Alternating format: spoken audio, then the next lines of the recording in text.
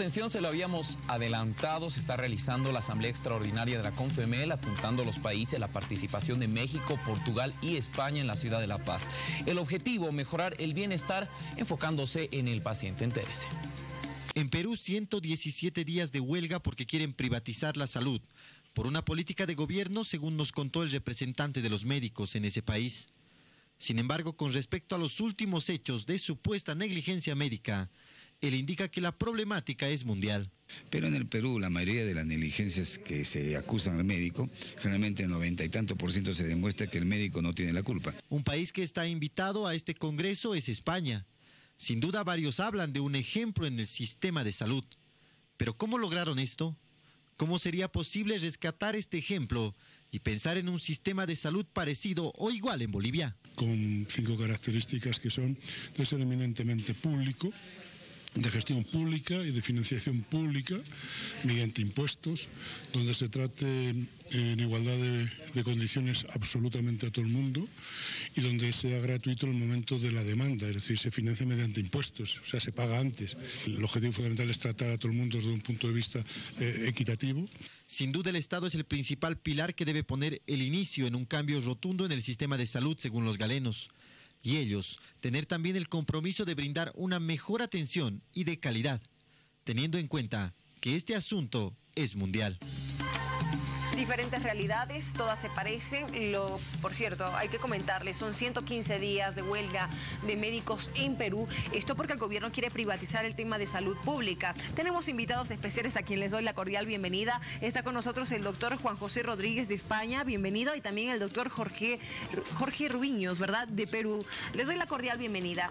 ¿Cuáles son las principales problemáticas que han podido identificar en nuestro país frente al tema de salud? Buenos días. Buenos días.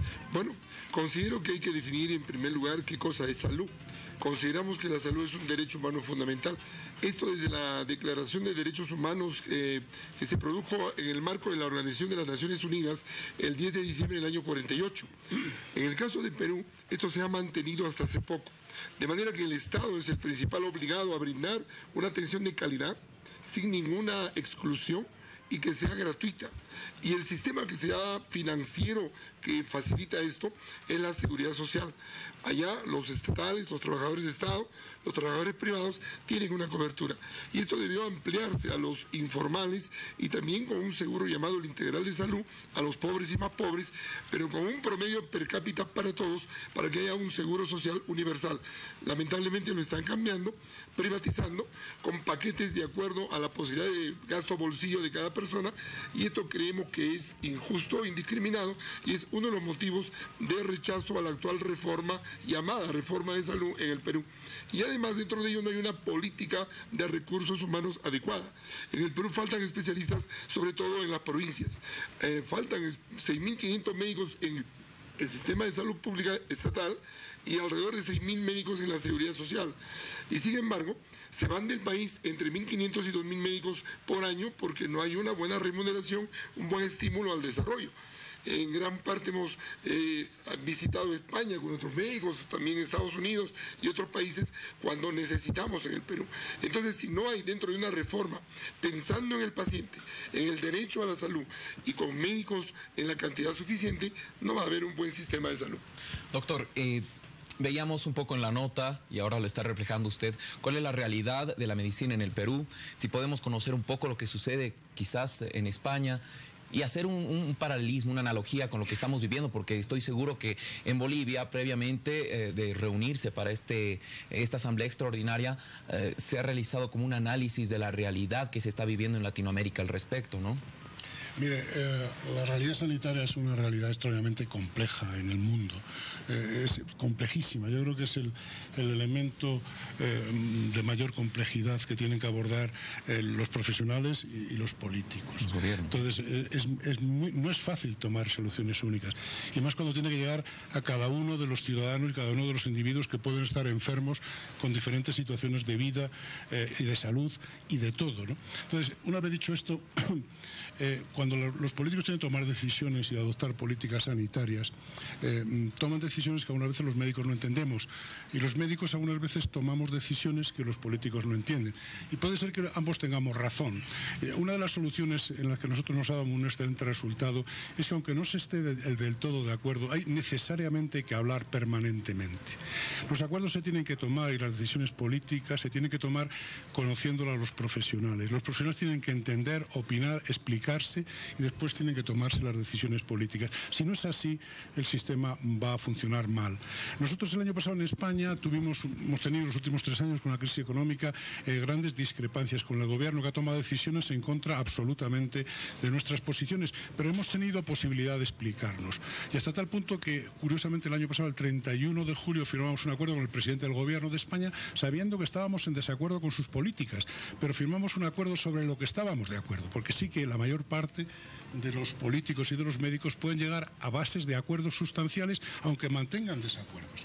No se puede estar en confrontación permanente. Ambas partes tienen que acordar posiciones para mejorar la salud de la gente. Y yo creo que esta es una de las claves del éxito del sistema sanitario español. Hay otras. Si me permiten, en el reportaje lo decía, sí. Nuestro sistema es eminentemente público, es decir, de gestión pública, financiación mediante impuestos, es decir, cada español paga en función de lo que gana, y con eso se paga, entre otras cosas, la salud, y se atiende a todo el mundo por igual, con la máxima calidad. De forma que habitualmente es difícil obtener mayor calidad fuera del sistema público en cualquier parte del territorio nacional. Y así ha puesto a España en el lugar de privilegio que está. Esto no quiere decir que estemos contentos con todo lo que tenemos, ¿eh? No quiere decir esto. Manejemos planteamientos, los planteamientos que se están manejando en esta asamblea para mejorar la seguridad del paciente. La realidad que tiene Perú ahora es muy parecida a la realidad que tiene Bolivia en estos momentos, porque se está manejando, por ejemplo, el tema de las 8 horas de trabajo de un médico, 8 horas donde el médico tiene que estar bajo consulta, ¿no es cierto? Usted me estaba diciendo que tampoco están de acuerdo con este planteamiento, así como tampoco están de acuerdo contra la ley de negligencia médica que se quiere poner en práctica en nuestro país. ¿Nos puede comentar, por favor? Sí, un tema transversal en todos los países es la prioridad que le pueda dar cada país, cada estado, al tema de salud. Creemos nosotros que una gran transformación en un país busca el desarrollo del pueblo en base a salud y educación. Y sin embargo vemos que en estos dos temas los presupuestos dedicados por los países no revelan un interés político, una priorización en la hoja de ruta de cada gobierno para priorizar salud. Salud no es un gasto. Invertir en salud es el término concreto que hay que conocer. ¿Cuánto inviertes, cuánto pones del presupuesto de la República en salud? Y vamos a tener una infraestructura adecuada, equipamiento al día y recursos humanos adecuados, sobre todo con especialistas en todo el país. Si esto no se asegura, creo que vamos a tener problemas comunes en todos los países. Hay una diferencia entre Bolivia y Perú. Creo que Bolivia no está planteando la privatización de su sistema, me parece. Puede haber que en un momento determinado el término 8 horas, como por eso decía que era tan complejo todo, cosas parecidas, pueden ser parecidas, pero absolutamente diferentes a la hora de aplicarlas. A las 8 horas podemos discutir, tanto en el servicio público como en el servicio privado, si es lo más adecuado, que yo creo que no. Porque cuando hablamos de 8 horas, siempre se entiende que son 8 horas de prestar asistencia sanitaria, ¿me explico? De trabajar constantemente atendiendo enfermos. Esto es complicado porque hay otras cosas también que tiene que hacer el médico, entre otras cosas, preparar la mejor respuesta a sus pacientes, es decir, estudiar, no vale. Entonces, el matiz es ese, es que no es lo mismo trabajar en 8 horas en un ambiente público que en un ambiente privado, no es lo mismo, ¿eh? Esto es una clara diferencia que hay que matizar. Y hay aspectos fundamentales, como por ejemplo la Organización Mundial de la Salud ha establecido que si hay más de 4 horas continuas en contacto en la consulta médica, el médico tiene mucho riesgo de contagiarse. Y también de ir disminuyendo la capacidad para ir dando la precisión en el diagnóstico y en el tratamiento de los pacientes. De manera que tienen que irse alternando con investigación, con docencia, interconsultas en piso.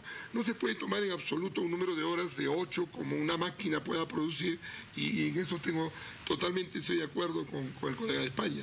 Creo que el tema del número de horas tiene que verse en función de qué cosa hace el médico. Si un médico sale de una guardia, ha estado operando. Por ejemplo, yo soy cirujano cancerólogo y a veces operamos 6, 8 horas o 10 horas o 12 horas y no cobramos ni siquiera horas extras. El médico trabaja mucho más y eso no se suma en el momento de contabilizar las horas de consulta. Doctor Rubiños, seguramente son muchos los factores y temas que se han ido tocando en esta asamblea extraordinaria. realmente extenso el tema, sin embargo, un tema muy polémico en nuestro país, que seguramente se ha analizado y han escuchado por medio de los colegas, es el tema de la negligencia médica. No se ha normado todavía en nuestro país, se está planteando en la Asamblea una normativa, una ley para poder aplicarla. ¿Se registran estos casos en sus países? ¿Existe una ley contra la negligencia médica? ¿Cómo lo están manejando? El 90% de las negligencias, de las llamadas negligencias médicas, no son culpabilidad del médico. Si el médico no tiene el equipamiento a la mano, las medicinas adecuadas, si no tiene la infraestructura correcta, si no hay la cantidad de médicos, que esto no es cosa del médico, es cosa del gobierno, de las instituciones, que tienen que poner la cantidad de médicos suficientes para que no ocurra lo que hemos escuchado y que ocurre en Uruguay y en otros países, donde ante una cita se le da esta a 3 o 4 meses de distancia. Entonces, doctor Rubiños, a lo que me voy es si es que tienen los mecanismos para valorar este tema en sí. Porque, hay un código de ética que lo manejan los colegios médicos de todos los países desde hace mucho tiempo. Y es la razón de ser de un colegio médico. En el caso del Perú, en mi condición de vicedecano, representando al decano que no ha podido venir por el tema de la huelga, el doctor César Palomino, pues bien, yo les explico, el código de ética y de ontología de Perú obliga a que toda la orden médica, estamos hablando de 65.000 médicos colegiados, tenga que trabajar en base a un código. Disculpe, vamos a ver, especialmente como ley de negligencia médica no hay, pero hay leyes que cubren todos los supuestos que se pueden atribuir a la negligencia médica. Pero esto hay que aclararlo. Negligencia médica es aquello que se hace por error o con una cierta intencionalidad. Con dolo. Con dolo, evidentemente. Por parte del médico. Hay dos componentes. Uno es el ámbito penal, pero no es una ley específica para. Entra dentro de los comportamientos que otros profesionales pueden tener, donde hay un dolo específico.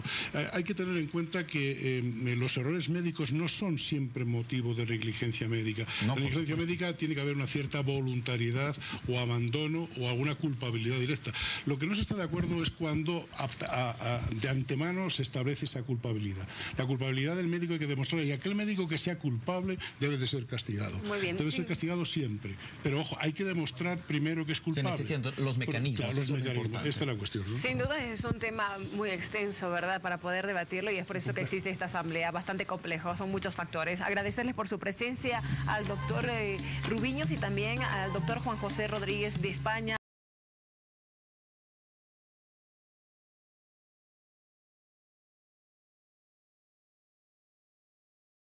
Que Confemel me dé la oportunidad para poder dirigirme a la prensa de nuestro querido hermano país de Bolivia, para decirle que efectivamente en el Perú estamos sufriendo los médicos un gravísimo problema, y es que ha aparecido una llamada reforma de salud desde mediados del año pasado, que se está concretando en 23 decretos legislativos que se dieron de septiembre a diciembre del año pasado y que se está terminando de reglamentar, pero que va contra todo lo programado y todo lo planeado en la historia del Perú.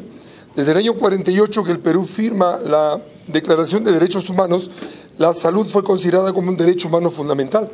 Por lo tanto, el Estado tenía la obligación de brindar salud gratuita, de calidad, en forma universal y con cobertura para todos los peruanos. Y esto era posible gracias al Seguro Social, que históricamente ha ido desarrollándose en el Perú, primero para obreros, luego para empleados, trabajadores en general, y ahora, lejos de terminar la parte final de la universalización del Seguro Social, se está privatizando la salud pública en el Perú. Hecho grave, porque la gran mayoría de los peruanos no tienen una cobertura adecuada, porque todas las zonas de provincias, zonas alejadas de la capital que es Lima, no tienen la cantidad suficiente de médicos que los atiendan, y mucho menos de especialistas, no hay un acceso, no hay cobertura adecuada, y creemos que la privatización va a empeorar las cosas. Y lo que es peor, se está prácticamente debilitando con miras a privatizar la seguridad social. Esto con una política de manejo de los recursos humanos totalmente inadecuada, porque al inicio de la llamada reforma se comprometió la ministra de Salud en hacer participar a todos los gremios de profesionales en esta llamada reforma, y dentro de ellos a los médicos. No se ha cumplido tal promesa, no se han cumplido actas donde se pedían mejoras remunerativas, ya que el médico peruano ocupa el penúltimo lugar en el pago en sus remuneraciones en toda América Latina. Y se ha llevado a una situación de falta de diálogo, por lo cual la huelga médica peruana está cumpliendo hoy 115 días Obviamente estamos cubriendo todo lo que significan las áreas críticas, como es la emergencia. Jamás los médicos podríamos abandonar a los pacientes que están en emergencia, en urgencia, en operaciones quirúrgicas que son, por supuesto, urgentes, en lo que es cuidados intermedios, atenciones pediátricas, etcétera. Pero las consultas médicas han sido seriamente limitadas, también las operaciones electivas, y nos duele que el pueblo peruano esté sufriendo esto por una falta de solución del gobierno. Así que estamos pidiendo el apoyo de Confemel ahora.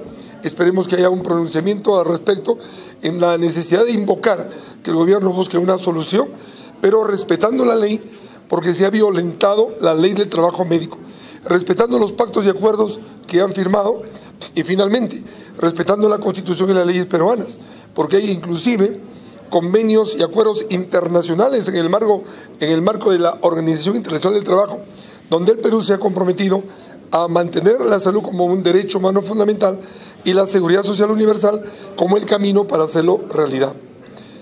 Esta es la situación de los peruanos y finalmente hoy día ha impactado ver cómo ante la salida en marchas de protesta, camino al Congreso, camino al Palacio de Gobierno, camino a la Presidencia del Consejo de Ministros, hemos sufrido una agresión policial violenta que jamás se ha visto en la historia del Perú, que hace dudar si ahora vivimos una democracia en el Perú real, que no es muy informada por los medios de prensa en Perú y que por lo tanto ha impactado en los videos que hemos traído a los colegas de todo Latinoamérica y nos han dado su respaldo.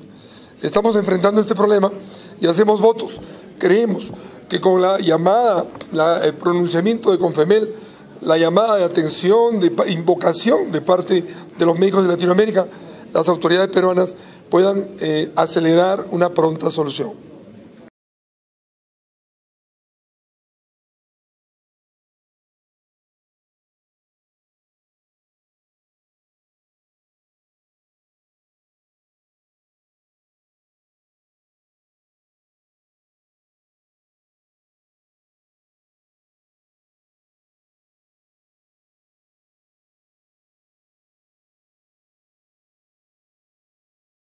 Bueno, hemos tenido la oportunidad de recibir en Perú a miembros de Confemel que son médicos, representantes del Colegio Médico de Bolivia, y hemos compartido que tenemos experiencias comunes. Ocurre que desde la Declaración de los Derechos Humanos en el año 48, en el marco de la Organización de las Naciones Unidas, se definió que la salud es un derecho humano fundamental del pueblo. Por lo tanto, es una responsabilidad de cada gobierno de dar una atención de calidad, pero no entendida solo la salud como la salud recuperativa frente a la enfermedad, sino el concepto de salud bienestar, que el individuo tenga un desarrollo integral, físico, mental y, por qué no, espiritual, porque es la única manera que, con el aspecto educativo, el individuo de cualquier país en todo el mundo, y con el apoyo, repito, de las Naciones Unidas desde el año 48, este desarrollo integral con educación incluida, con salud óptima, permite el desarrollo de los pueblos. De manera que en los tiempos actuales lo que estamos haciendo a las organizaciones médicas es lo que han mencionado los colegas anteriores, en especial el colega de España. No se puede permitir que por diferencias económicas, raciales, geográficas, culturales, etc., alguien esté excluido del derecho a la salud. De manera que estamos en esta labor y la Confederación Médica Latinoamericana está unando esfuerzos para dar el mejor asesoramiento a los gobiernos, a los que tienen la responsabilidad de manejar los presupuestos de la salud pública, para que se optimice y haya una excelente relación costo-beneficio para el desarrollo del pueblo. Sí, doctor.